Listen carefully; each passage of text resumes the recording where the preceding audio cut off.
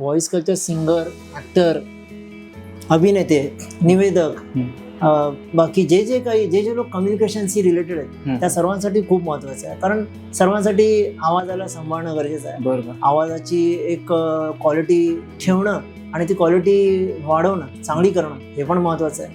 त्या दृष्टीने ह्या सर्वांसाठी जे लोक आवाजाचा वापर करतात त्या सर्वांसाठी व्हॉइस कल्चर महत्त्वाचं आहे. कारण त्याच्यामध्ये व्हॉइस कल्चरचा अर्थ हा होतो की तुम्हाला फक्त काही शिकायला मिळत नाही, की तुम्हाला हे पण समजतं की आवाजाचं संवर्धन कसं करायचं, बरोबर. आवाजाला टिकवून कसं ठेवायचं. जसं मी स्वतः शिक्षक होतो आणि मी गाणं पण गायचो, तर दोन्ही करताना माझा स्वतःचा आवाज खराब व्हायचा.